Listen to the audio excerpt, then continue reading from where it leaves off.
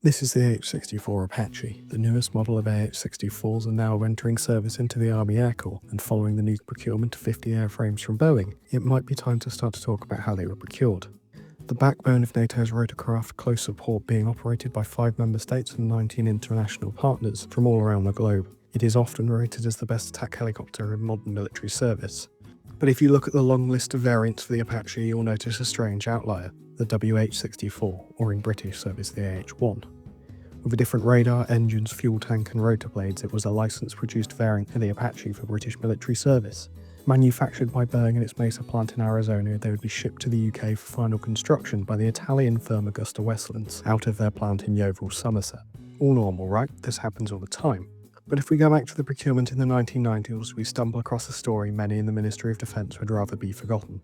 A story of political favours, insider trading and backdoor deals that left the Army Air Corps with more than a few headaches.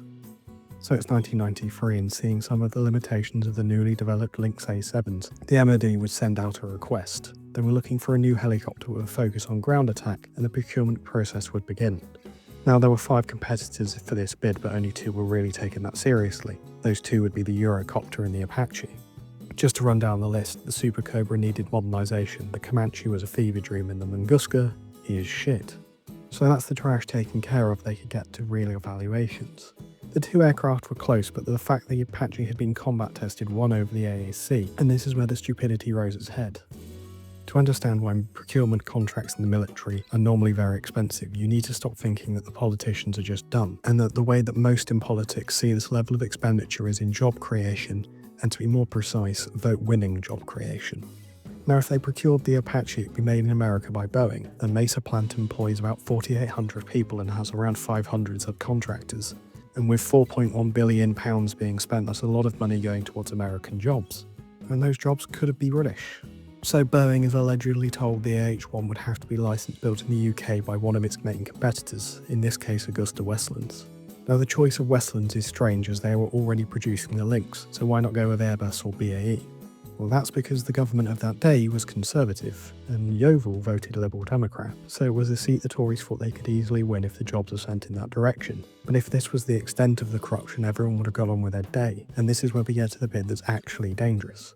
All of the subsystems for the AH-1 would also be built in the US, something the government couldn't stand for the same reasons, so they used the same trick again and allegedly pressured Augusta into modifying the AH-1 to fit British-made components, and the component that caused the most controversy was the engines.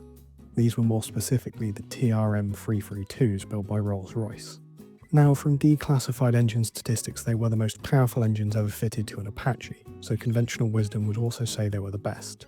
But they came with 2 major downsides. They ran significantly hotter than the General Electric T700s, which in the high temps and low pressure environment of Afghanistan, where the AH-1s would see most of their service, made them very temperamental, something that the Americans noted when operating alongside the UK. The second problem was that the lifespan of critical turbine components was less than half that of General Electric's. Both of these combined led to longer maintenance periods, more often with less availability of spare parts and no ability for foreign maintainers to work on the British-specific airframes. This was made worse by the fact that some of the components for the helicopter had to be shipped back to Middlewallop from Afghanistan in order to complete the required maintenance. This, you would hope, would be the reason why when it came to the procurement of the AH-64Es, they would stick with them being made in the US and identical to American standards. But that would have been a sensible and well-thought plan, and unfortunately we don't reside in a reality where it's true, which sucks. So when the UK was going through and purchasing the new Apaches, the Tories' 1994 gamble would have paid off, as in 2015 Marcus Fish would become the MP for Yeovil. With the Navy eyeing new Lynx Wildcats from Augusta Westlands that had at this point rebranded to Leonardo, they didn't need the airframes to be made in the UK anymore. And for Rolls-Royce, they didn't make the RMT-332s anymore. That staple of British technology had been sold to the French company Safran. With the Tories having no appetite to buy French-made equipment and no desire for radical changes to the airframe, or a large and expensive second competition, the AH-64Es were brought into UK service as direct purchases.